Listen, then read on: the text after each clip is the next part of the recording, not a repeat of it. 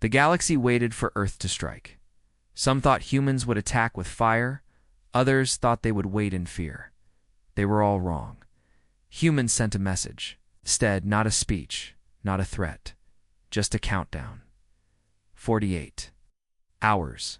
Deliver the killer, or we will take him. No name, no place.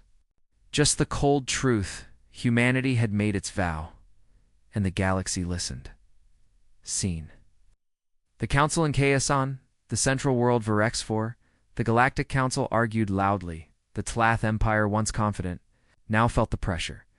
Their ambassador, a tall alien with green skin and long fingers, stood and spoke. This is madness. We did not kill the human. But if Earth acts without proof, it will break galactic law. The Valari delegate, usually neutral, replied calmly, and who enforces this law? When one of our own is shot in front of the entire council? There was silence. Everyone knew the answer. No one. Scene, human streets go silent. In Earth, people marched with candles. No shouting. No violence. Only silence. Across the colonies from the Mars domes to the icy cities on Titan screens showed one. Message, Alina Miles. She believed in peace. They answered with murder. Crane saw the marches from the command room. He turned to Commander Lin and said, "They gave us unity. One death united every human heart." Scene, the spy's discovery on the Shadow World. Rackwell, a human spy named Agent Solas, met his contact, a defecting alien technician.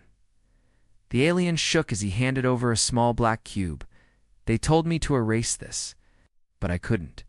It proves everything." Solas returned the cube to Earth. It was sent straight to Crane and Tessalin. What they saw shocked them. Scene. The truth revealed. The footage inside the cube showed something terrible. Elena's death was planned, not by one species, but by a secret group leaders from multiple alien empires meeting in darkness. They called themselves the Echelon Directive. Their goal: weaken humanity before humans grew too powerful to control. Alina wasn't killed in rage. She was sacrificed. As a warning, Crane watched the final image. The Tlath ambassador speaking to a masked figure. "Kill her. Show them they're still small." Crane didn't blink. "They don't understand," he said. "We're not small. We're just patient." Scene.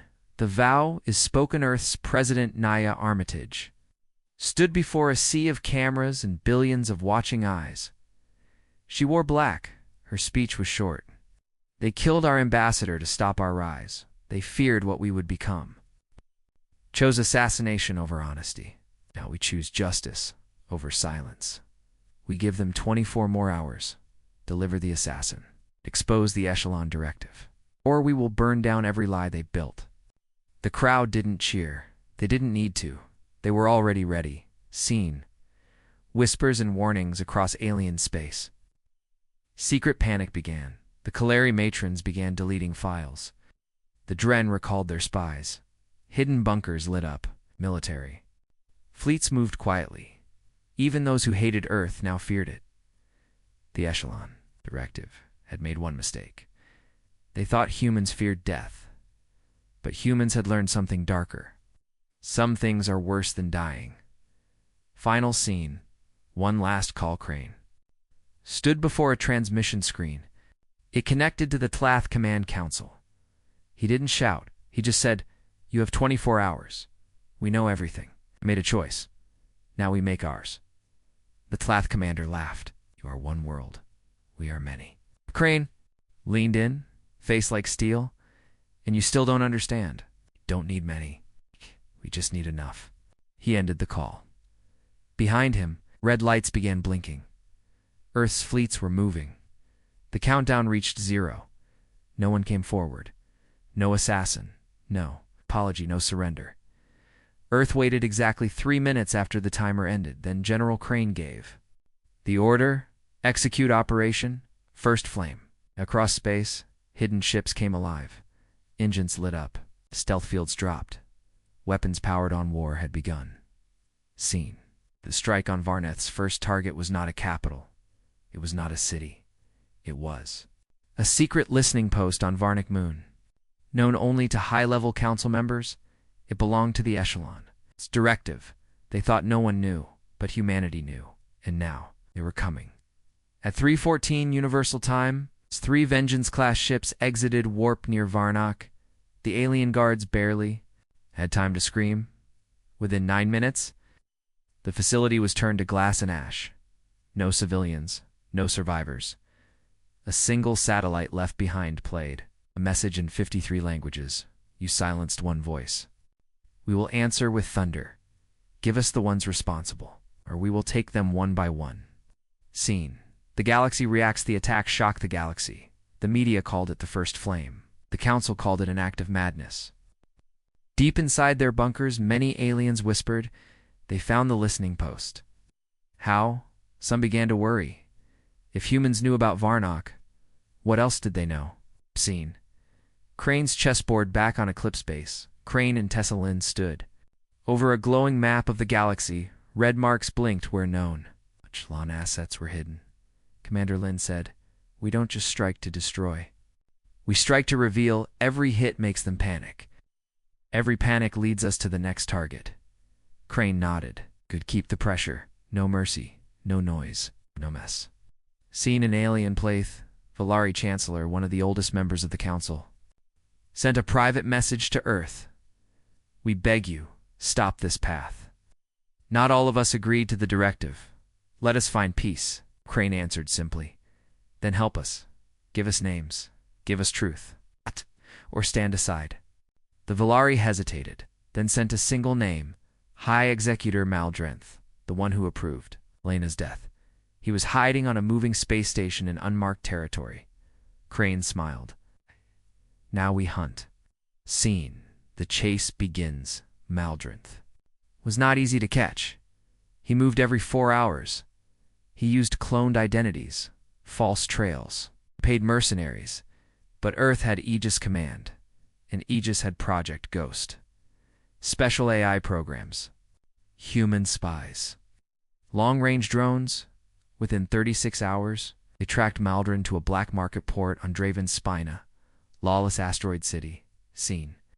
Fire in the Shadows. Crane didn't send a fleet.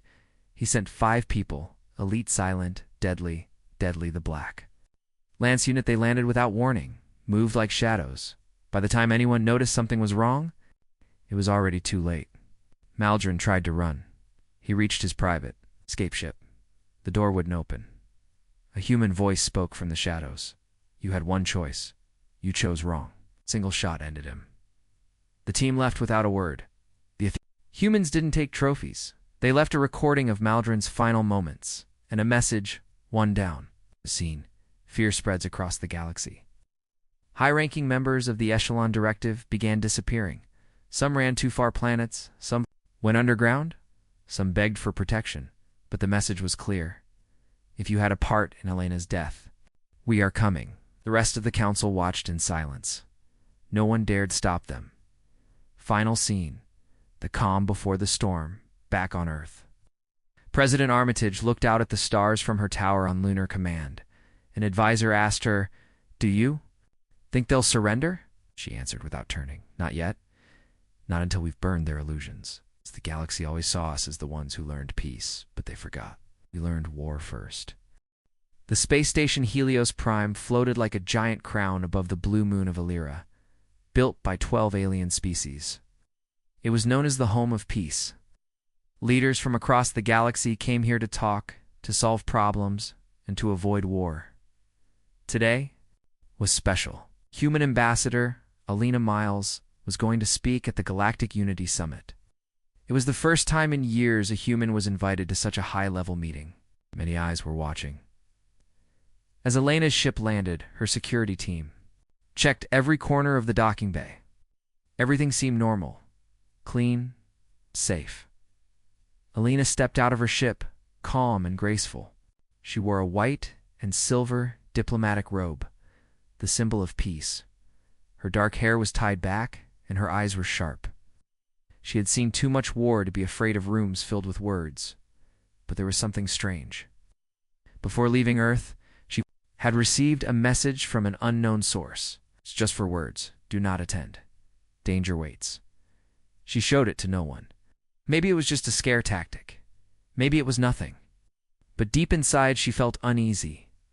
As she walked through the long hallways of Helios Prime, alien eyes followed her, some curious, some cold, a few afraid.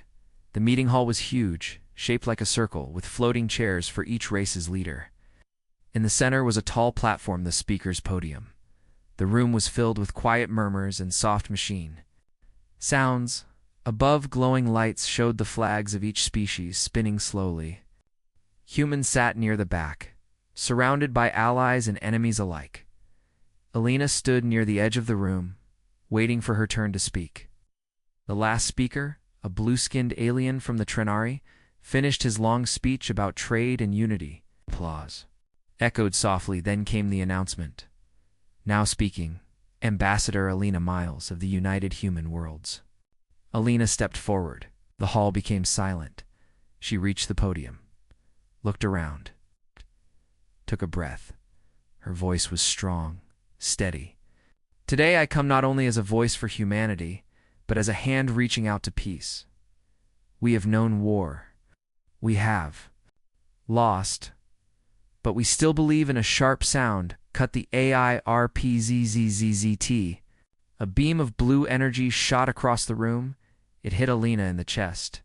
She staggered. Gasps and screams filled the hall. Guards ran forward.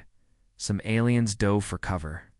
Cameras spun wildly, broadcasting every second live across the galaxy. Alina fell to her knees. Her hand reached for the edge of the podium.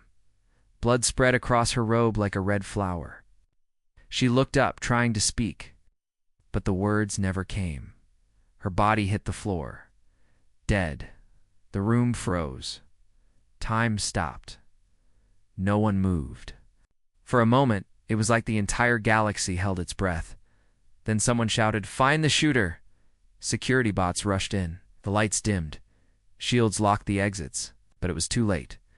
On the far side of the hall, a shadow moved. A tall figure in a dark cloak walked backwards into a glowing portal. Its face was hidden. Its hands glowed with strange energy. And just like that, vanished. The portal closed. Gone. Panic spread fast. Some alien delegates blamed humans. Others shouted for calm. A few accused the Talath Empire, known for its secrets and power plays, but no proof was found. No weapon. No name. Just a dead human on the floor and a galaxy full of questions. Elena's body was taken back to Earth with full honor. Her face was shown on every screen. News reports said, "A hero has fallen." Others asked who pulled the trigger. But the humans didn't talk much. Not to the media.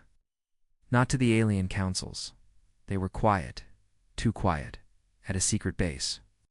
On the dark side of Mars, a meeting was called. High-ranking leaders of Earth's defense forces gathered in shadows. General Derek Crane stood at the head of the table. He looked at the news feed, showing Elena's final moments on repeat. He turned it off. Then he said only one thing. They wanted war. Let's give them hell. The news of Ambassador Elena's death shocked the galaxy, but Earth didn't cry. They went silent. No speeches, no public blame. No threats. Behind the scenes, humans were moving fast. On a black site near Saturn, a top-level command center called Eclipse Base came online after 40 years. It was hidden deep in the gas planet's rings, shielded by tech unknown to most alien species. A small team of old soldiers and young minds met in a dark war room. On the wall, a red message blinked. Protocol, Rathburn, IACTIVATID. This was Earth's most secret response plan. It was created for one reason. If diplomacy dies, vengeance will speak. The one chosen to lead it was General Derek Crane. He had fought in 3 galactic wars. He retired long ago, called a relic from a violent time. Now he was back. Seen, the reawakening. Crane stood in his old armor, now black with new markings. His face was tired, but his eyes were sharp as ever. He spoke to the team. "We warned them. We joined their council. We played nice. They murdered one of us in front of the whole galaxy. No warning. No apology. Now we show them who we really are. Beside him stood Commander Tessa Lin, a cybernetic tactician who controlled entire fleets from her neural implants, Tessa said. We need to find out who ordered the hit. But first we send a message. Crane nodded. Make it loud. Scene. Alien reactions across the stars. Alien species argued. The Talath Empire sent a cold message to Earth. We had nothing to do with this attack. Do not respond with violence. That will be a mistake. The Zarn Confederacy blamed the humans themselves, saying Earth used the event to gain sympathy and power. But some aliens whispered the truth in private. The humans. They're planning something big. They were right. Scene. The first moves Crane ordered all human ambassadors, workers and travelers across alien worlds to return home immediately. It looked like a quiet move, but it wasn't. Ships moved fast. Silent black transports picked up scientists and diplomats. Nobody spoke. No interviews. Just extraction at the same time. Earth's intelligence agency, JIZ's command, began tracking galactic communications they found strange. Signals bouncing between unknown satellites.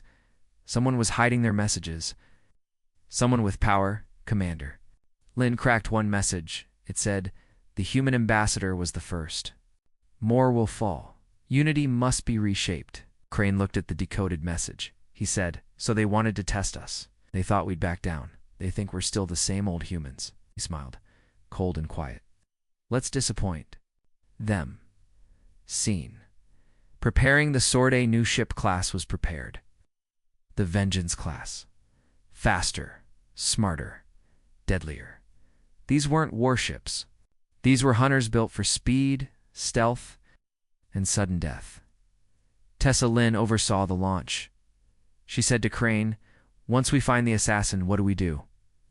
Crane didn't look at her. He just said, we don't just kill them. We erase their name from history. Scene. Warning. Ignored. The Galactic Council met in emergency session. Alien leaders demanded Earth explain its silence. But the human seat was empty. Only a message was sent. We do not answer threats. We do not explain justice. We do not forget. Some laughed. Others stopped laughing. One alien leader, a reptilian from the Drek Syndicate, said it best. They killed one human. And now the humans are waking up the old monsters they locked away. End scene. Crane's promised General Crane stood alone on Eclipse Base's observation deck. Below him, Saturn spun like a quiet storm. He spoke into a recorder. To those who did this, we are coming. You used silence as a weapon. Now feel the sound of a billion boots. You wanted to see what humanity becomes when it's angry? You'll learn. You'll learn the price of breaking the peace. He ended the message, and he pressed send. The Galactic Council was breaking. Not from war, but from fear. From truth. From the ghosts. Humanity had unleashed, and the humans weren't finished. Scene.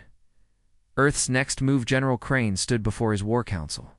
His voice was calm, steady, like steel. They called it justice when they murdered Alina. Let's show them what justice truly looks like. Commander Lin tapped a screen. A list of names appeared. Senators, rulers, and power brokers from 5 major species. These are the voices who covered it up, who voted to do nothing. We won't kill them. We'll strip them naked. Expose the lies they fed the galaxy for years. Crane nodded. Time to burn the mask. Scene. Broadcast to the stars. Earth's AI division launched Project Echo. It hacked every major galactic media network in under 4 seconds. Suddenly, across thousands of planets and stations, screens flickered, and a video played. Not violence, not a threat. Evidence. Hidden meeting recordings. Council votes to protect the directive. Orders to silence investigations. A secret memo. The humans grow too fast. It must be done quietly. The final image. Alina Miles, standing with a hopeful smile. Moments before her death. Then the message. This is the truth they buried. We do not ask for war. We ask for what was promised. Justice. The galaxy didn't cheer. It held its breath. Scene. Worlds began to break on the planet Serax. Protests exploded. The people turned on their leaders. On Talith Prime, Commander refused to launch ships against Earth. I will not fight the ones seeking truth, not while we hide behind lies. Council members began fleeing their own worlds. They weren't afraid of Earth's fleets. They were afraid of their own people. Scene. The hidden trial, far from the public eye, held a secret tribunal. Captured members of the Echelon Directive were placed in an underground court, guarded by Black Lance agents. Crane watched from behind a glass wall. Each one was questioned, not tortured. Not harmed, they were shown their crimes. They were given a chance to speak. Some begged, some lied. One alien, former strategist named J.L. Kren, whispered, "You think this changes anything? The galaxy will never accept you. They fear you because you're human," Crane replied. "Then they'll learn what fear costs." Scene. Council falls apart. The Council tried to survive. They called for emergency sessions. They demanded Earth stop its actions. But the other species were no. Longer listening, small alliances broke away. New coalitions formed, led by younger races who wanted justice, not control. One by one, council seats went dark. The mighty Galactic Council, once untouchable, was crumbling. Scene. A new name resides. Humanity didn't declare an empire. They didn't seize planets. Instead, they proposed something different. A new alliance, built on 3 rules. No secret law, no unpunished crime, no voice silenced. They called it the Accord of Ashesby, because it rose from the fire of betrayal, and it welcomed any species who wanted to stand with them. Many did, even some who once feared them. Final scene. Elena's legacy at Earth's Grand Hall. A statue was unveiled. It showed Ambassador Elena Miles, one hand raised in peace, the other holding a broken chain at the base. Her final words were carved. "Peace is not weakness, it is strength." Chosen, President Armitage stood before the crowd. She died with hope. And now that hope is louder than fear. The council fell, but justice rose. We will never forget who made us fight, but we also remember why we stopped. Above her in Earth's orbit, the stars were quiet, but something had changed forever. Peace was close. The Echelon Directive was broken. The council lay in ashes. Humanity had earned respect and fear, but peace is never easy, because sometimes the enemy is one of your own. Seen a strange signal on Eclipse Base. Commander Tessa Lynn stared at the screen. A signal had been found, old, hidden, buried deep in Earth's own system. It was transmitting somewhere, but not to the enemy. "This code is ours," Tessa said, "but it's wrong, changed." General Crane ordered a full trace. 12 minutes later, the team found it. A secret server inside Nova Station, one of Earth's own military hubs. Someone on the inside had been leaking data. For months, seen. Shadows in the ranks. Crane reviewed the logs, fleet movements, secret missions, Project Echo launch codes, all passed to an unknown recipient, just hours before every major strike. Yet none of the missions had failed. Why? Because the traitor wasn't trying to stop the war, they were trying to control it. Shape. Guide Earth's anger like a weapon.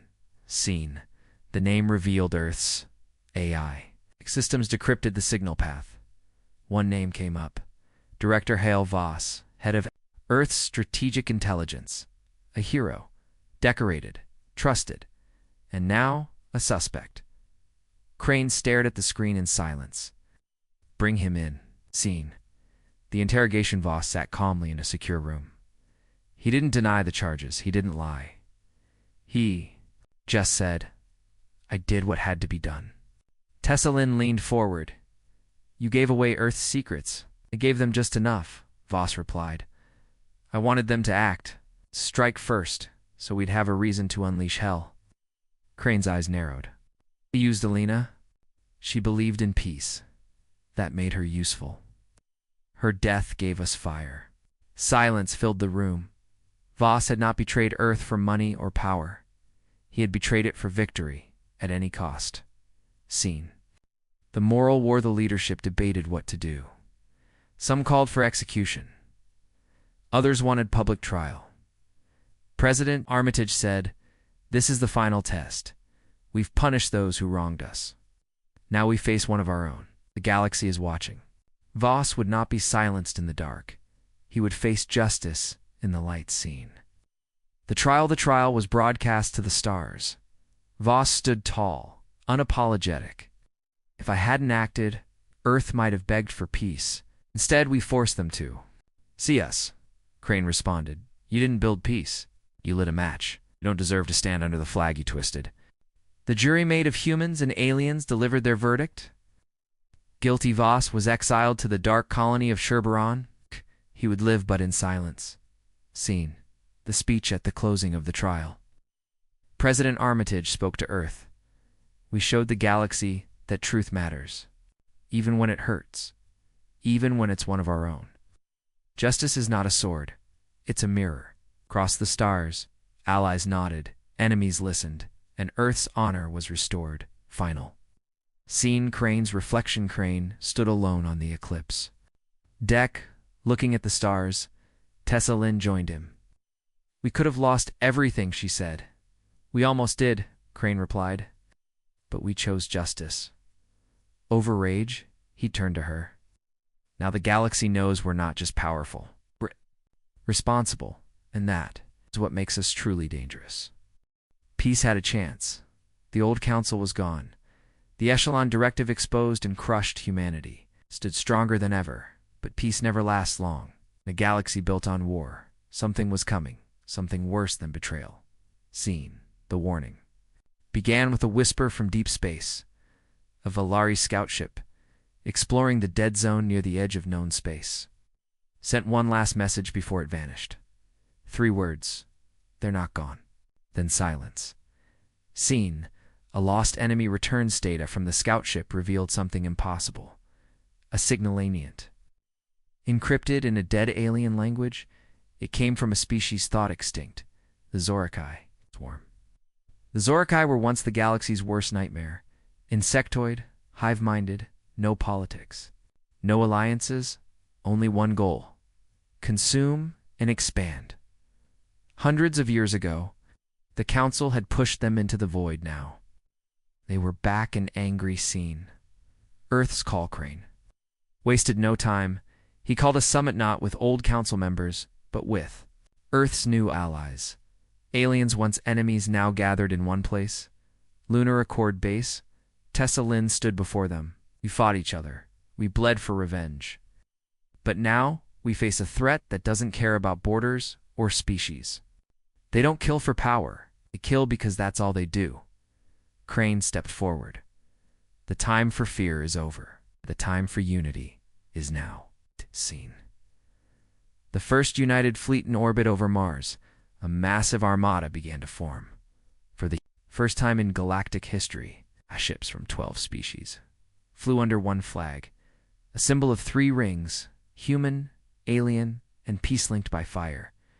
Human dreadnoughts, Valari stealth ships, Dren carriers, even former Tlath war cruisers. They were called the Unity Fleet, and they were heading straight toward the edge of known space, where the Zorakai waited. Scene. Contact. The Unity Fleet reached the shadow of the Void Rift, a dark region with no stars, no light. Then it opened. Thousands of Zorakai swarm ships poured through like insects from a hive. They were fast, ugly, silent. Their leader, known only as the Prime Voice, sent one message: "You forgot us. Now you feed us." Scene. The day of fire, the battle began. It was not a war, it was a storm. Zorakai ships crashed into alien fleets like knives. Their weapons melted shields. Their fighters didn't retreat, they exploded themselves. On impact, but humanity had changed. They didn't run, they didn't scatter. They held the line. Crane's voice echoed. "Through all channels, you are not fighting for Earth. You are not fighting for revenge. You are fighting for every world that wants to live free. Stand together or fall alone." Scene. A sacrifice for unity. One human ship, the HSS Valor, took heavy damage. Its engines were gone. Zurikai were boarding. The Valari Captain Norin, once Earth's enemy, the Unthinkable.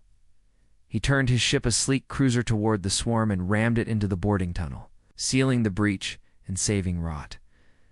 The humans, his final words. This is the unity you taught us. Scene. Turning the tide. Earth's secret weapon was deployed. An orbital cannon charged by a star's core. It needed 30 seconds to fire, Crane shouted. Hold them off. No matter the cost, ships formed a wall, living shield. The Zorikai pressed harder, then the Solents fired. A beam of pure light carved through the swarm like a sword. The rift closed. The remaining Zorikai fled. The battle was over. 4. Now, final scene. The promise back on Earth. Survivors gathered at a new memorial. One stone, no names, only a message. They came alone. We stood as one, and that made us stronger than fear. President Armitage spoke. Today wasn't a victory for Earth. It was a victory for everyone who chose unity over hate. And if the swarm comes again, we will be ready. In the skies. Above, the Unity fleet remained in formation, watching, waiting, together. The war was over. The swarm was gone. The galaxy had survived. But it had changed forever, and now, humanity had a choice to make. Would they rule? Would they take revenge? Would they choose something greater? Seeing Earth silence, it had been 40 days since the last battle. No fleets launched, no threats given, no demands. The galaxy waited for Earth's next move. Some feared they would take the throne of the fallen council. Others feared they would become the next enemy. But Earth said nothing. Until now. Seen. The assembly of worlds on the moon Europa. Ships from over 50 worlds gathered in the first Galactic People's Assembly. No more council, no more secrets. Each species sent one voice. All eyes turned to Earth's seat. President Armitage stood. Alone. No guards. No weapons. We were human, she began. We were angry, we were wounded, and we were feared. But we made a choice. The chamber went still. We chose to stand for truth. We chose to fight for justice, not control. Ow. And today we choose something even harder. She stepped back. We choose to let you decide what comes next. Scene. The vote. Earth gave up its chance to lead. They proposed a new structure. Not a council of power, but a union of equals. Every species would have the same vote, the same right, the same law. Some were shocked, some were suspicious. But when the vote began, the galaxy chose unanimous. The Galactic Accord was born. Earth refused the crown, but earned something stronger. Trust. Seen. Crane's last mission. General. Crane returned to his home in the Rocky Mountains. No fanfare. No medals, just silence. Tessalin visited him with a final message from the new accord. They want to name a fleet after you? Crane smiled. No, name it after Alina. Why? Because she believed in peace before any of us. She dreamed of a better galaxy. While we were still sharpening blades, seen. Elena's dream lives on across the stars. Schools were rebuilt. Trade opened between one's warring worlds. Mixed crews flew together, Valari, Dren, human, and more. Statues of soldiers were replaced with gardens, books, and memorials of peace. On the edge of Earth's space, a new space station was built. The Miles Station, a place for diplomacy, for listening, for hope. Seen. Humanity's message in one final broadcast. Earth sent a message to every corner of the galaxy. We were human, and that made us fierce. But we chose to be more, and that made us stronger than war. Final scene. The galaxy moves forward. Young alien child asked her mother, "Will there be another war?" The mother smiled and pointed to the stars. "Not today, because humans remembered something important. That peace is a choice you have to make again and again." Far above, the stars kept shining, not with fear, but with hope.